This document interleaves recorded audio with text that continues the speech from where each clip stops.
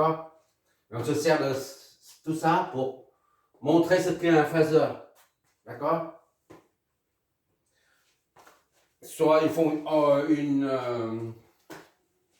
un courant, disons un courant. Je vois, c'est bon. Prenons un courant IT. Dans le domaine temporel, parce que la variable T là est égale à I max, c'est l'amplitude, maxi, fois cosinus oméga T plus phi. Là, c'est l'argument, on appelle l'argument, c'est la pulsation avec le temps. Et phi, c'est l'angle de départ du signal. Ou alors, le déphasage, s'il y en a deux, il y a deux signaux. D'accord? Là, comme on a dit, pendant la première vidéo de révision, on a dit quand il y a on fait une projection. Ici, on a cosinus. Ici, c'est sinus. D'accord? C'est l'axe de cosinus et l'axe de sinus. Ça, c'est imaginaire, ça, c'est réel. D'accord? Des réels, des imaginaires. Et ici, tout ça correspond à un nombre réel. Parce que c'est cosinus. D'accord? Il n'y a pas de J. S'il y a un J, ça signifie le nombre, la partie imaginaire. Là, il n'y a pas de J. Donc, tout ça, c'est réel. C'est juste un rappel réel.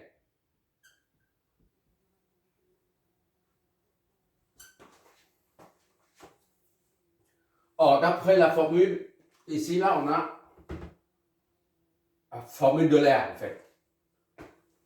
On a E plus J phi est égal à cosinus phi plus moins J sinus phi. Prenons J, E J phi, parce qu'on utilise les plus. E J phi est donc égal à cosinus phi plus J sinus phi. C'est bon, jusque-là, il n'y a pas de difficulté. C'est juste une application. C'est juste l'utilisation de la formule de l'air. C'est tout. Or, ça, dans cette formule, on voit, d'après notre remarque, ça, c'est la partie réelle. D'accord? Ça, c'est réel. Et ça, c'est la partie imaginaire.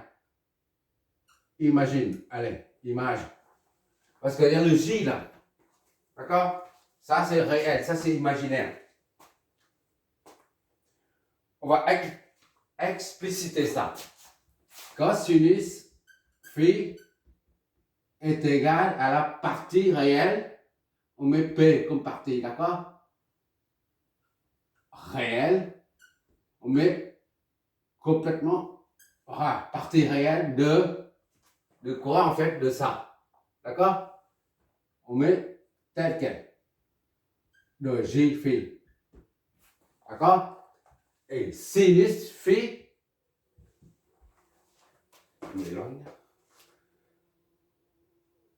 sinus phi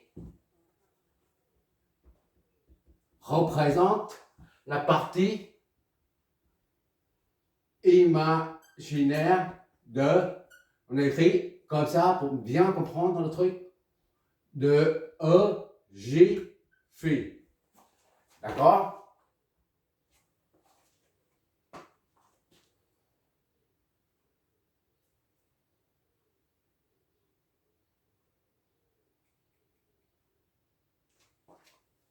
Ainsi,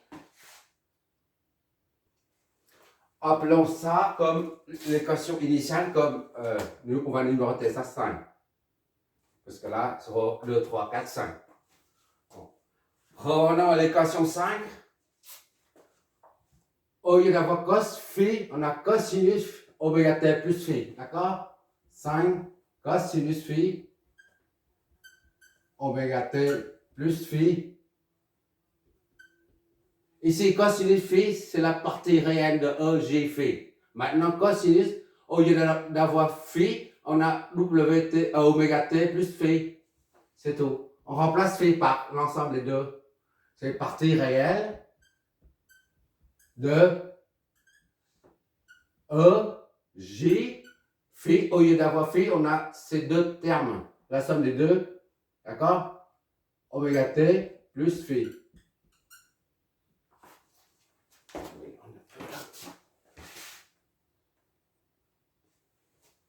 Et par conséquent, l'équation 5 devient IT est égal à I max, d'accord, fois tout ça, c'est-à-dire fois partie réelle. On met une multiplication partie réelle de EJ oméga T plus phi. D'accord? Donc, IT est égal à I max fois la partie réelle. On met toujours comme ça, réelle de quoi en fait? De ça, c'est EJ, on développe. T plus J phi. D'accord? J phi. Voilà. Or, I max dans le signal I max, c'est là. Le module, en fait. D'accord? Un signal qui va comme ça. Voilà. Le I, il est comme ça. C'est le module. Tout ça, c'est l'amplitude. Les amplitudes représentent les amplitudes. Ça, c'est l'ensemble des amplitudes. Ça forme le signal. Et l'amplitude se chiffre en module. D'accord? I max représente le module du vecteur tournant, c'est-à-dire le module du signal. D'accord? Or, I max ou I est égal à I max. D'accord? Soit I, on fait la projection ici. Là, c'est I0,5 par exemple. I est égal à I0,5, mais lorsque I arrive, jusque là, c'est 1. Mais toujours, I max, ça se trouve sur ce cercle-là. D'accord? I max, c'est l'unité, là. Ici, là, comme on a dit pendant la révision. Par conséquent, on a IT est égal à le module de I fois la partie réelle de EJ oméga T plus J phi.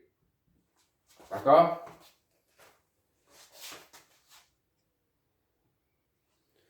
Et comme on a dit que la projection, il a le module de Z, en l'occurrence c'est I. D'accord? Z ou I est égal à racine carrée de x au carré plus y au carré. D'accord? Pour trouver I, là. C'est ça au carré plus ça au carré. Le tout sur la racine de 2. Donc, c'est un nombre réel aussi. Le module, lui, est aussi un réel. Puisque c'est un réel, une constante, ça peut être 0,5, 0,7, peu importe, on peut mettre à l'intérieur des accolades. D'accord? IT, je vois toujours ça. Ok, je vois. IT est donc égal à la partie réelle de I, le module là, du vecteur tournant, partie réelle de ça, fois J oméga T plus J phi. D'accord? D'accord? Or, EAB fois B est égal à EA plus EB. Si je ne me trompe pas, c'est une formule à appliquer seulement, là, d'accord? Qui concerne les fonctions exponentielles. Donc ici, on développe en ça.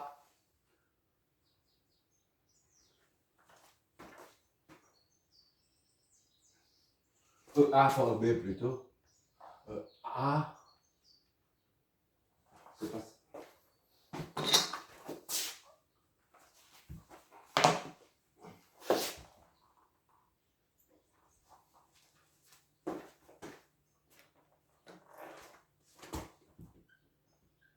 Voilà, c'est la formule qu'on voit très souvent en maths, c'est la formule. Il suffit d'appliquer cette formule dans notre cas ici. Ce qui donne IT est égal à la partie réelle de IT et module de I, d'accord, fois ça, c'est ça. Donc, est égal à ça. E, J, oméga T fois E, J, phi. D'accord? On applique cette formule à notre expression ici. On réarrange tout ça. IT est égal à la partie réelle de I. D'accord? On met ça devant. E, J, phi. Le tout fois E, J, oméga T.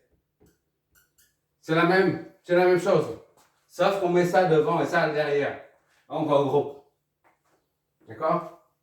Or, ça là, on se retrouve ici, là, le module. Ça, c'est un nombre complexe Z. Nous, on a le nombre complexe du courant. I. D'accord? E, J phi, E, J phi. Ça est égal à ça. Donc, on remplace ça.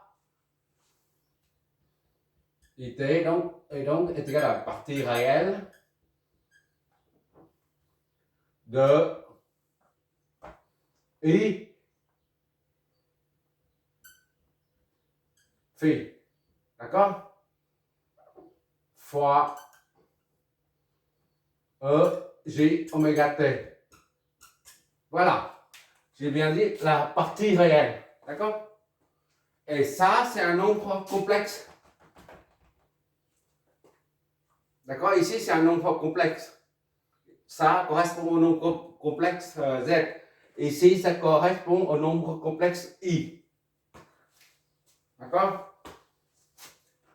Autrement dit, ici, on a un nombre complexe, mais la partie, elle est comme ça, là, I.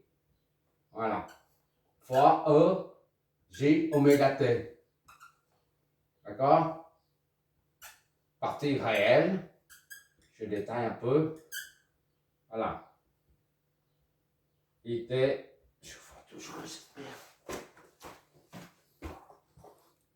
une dernière ligne.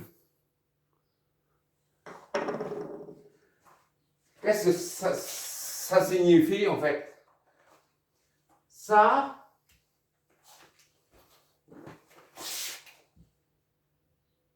ou ça, la partie réelle d'un nombre complexe. Au début, on a la fonction qui est réelle aussi, un nombre réel. Ça, IT, c'est réel. D'accord? Là, IT, c'est aussi la partie réelle. Mais la partie réelle d'un nombre complexe dépendant de la pulsation oméga. Oméga. Il y a la fonction J, oméga T, qui dit pulsation dit fréquence, puisque oméga est égal à 2πf. D'accord? Oméga, qui dit oméga dit fréquence. C'est-à-dire que on a exprimé IT là en fonction d'un nombre complexe dépendant de la fréquence. D'accord? Au lieu d'écrire ça comme ça, on écrit simplement IT est égal à ça, partie réelle, je reprends ici déjà, réelle, de le module phase multiplié par E, je reprends hein, après. Voilà. Ça correspond,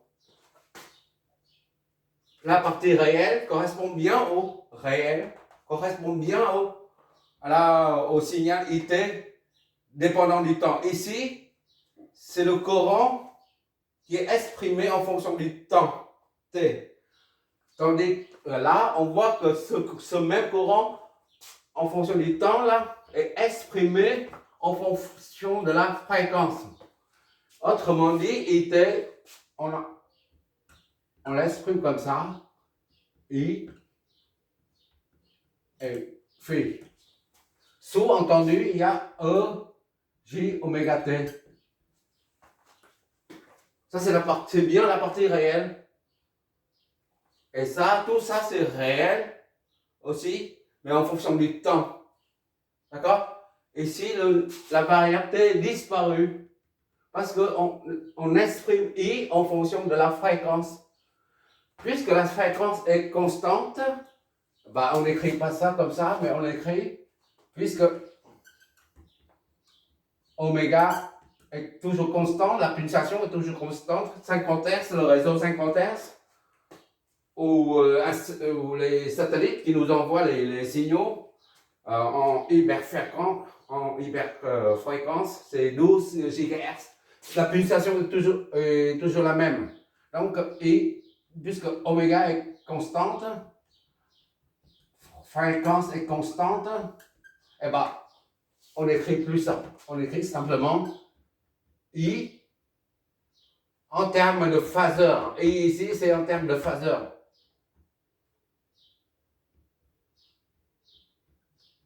Ça, on appelle ça là, phaseur. Phaseur.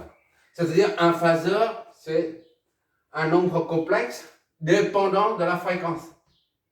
D'accord? Et puisque la fréquence est toujours la même, elle reste constante, on simplifie l'écriture en mettant seulement ça. C'est-à-dire le nombre complexe sous forme polaire. Ici, là. Sous forme polaire, sous-entendu, la fréquence est implicite. D'accord? Chaque fois qu'on parle de phaseur, on entend par là qu'il y a la fréquence. Voilà, ça s'appelle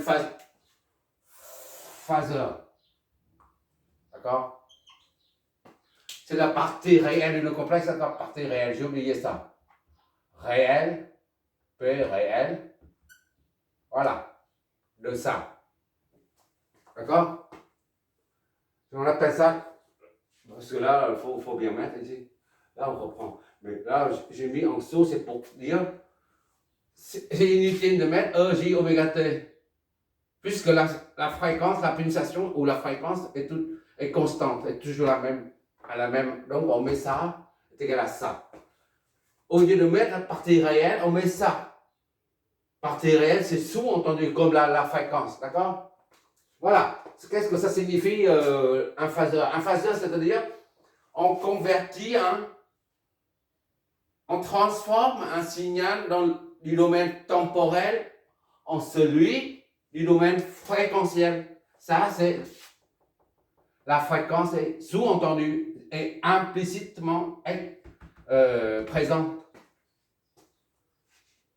Au lieu d'écrire I, T est égal à, par exemple, est égal à 2,5 cosinus 200T moins 20.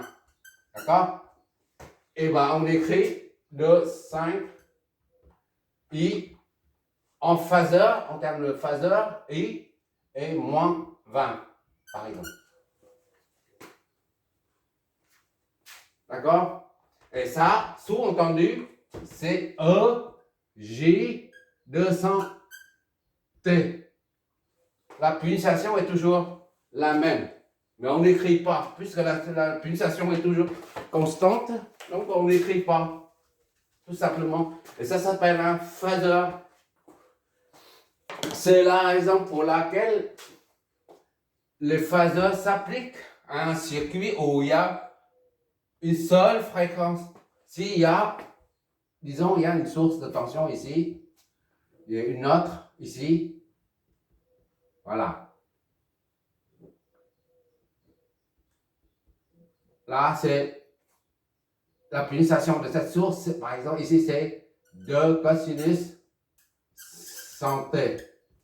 Et là, ça, c'est V1, d'accord? Et V2 est égal à 20,5, 25t plus 10 degrés, par exemple. Et bien, ça ne passe pas. On ne peut pas travailler en même temps avec les deux pulsations. Ici, c'est 100 radians par seconde. Pulsation, c'est en P radians par seconde. Voilà. Là, il y a deux pulsations différentes, 25 et 100. On ne peut pas travailler comme ça. À moins qu'on fasse par la méthode de superposition. Primo, on travaille comme ça. Voilà. Cette source n'existe pas. D'accord? Au début, pour le premier circuit, on étudie à 100 radians par seconde. Et deuxième, on enlève ça. D'accord? Voilà. Et on étudie ça avec à 25 radians par seconde. Et après, on les superpose. C'est par la méthode de superposition. Et on trouve le résultat. Mais sinon, si on veut combiner les deux sources en même temps, c'est ce que je fais tout le temps, on combine les deux, et ben, dans ce cas, ça ne passe pas. La fréquence, on a dit, doit être constante. Un phaseur ne s'applique qu'à un circuit où toutes les sources ont la même fréquence. D'accord? Ça, c'est hyper important parce qu'on oublie très souvent. On applique le phaseur, mais on ne sait pas. On oublie le fait que la fréquence est toujours la même et constante. Voilà, maintenant on va appliquer ça au circuit à courant alternatif, quelle que soit sa complexité. Maintenant, oui, il reste ça. D'où proviennent ces deux termes-là. Oui, j'ai oublié ça. Là, on vient juste de démontrer ce que c'est un phaseur. Maintenant, il faut voir d'où proviennent l'origine de ces deux termes. D'accord?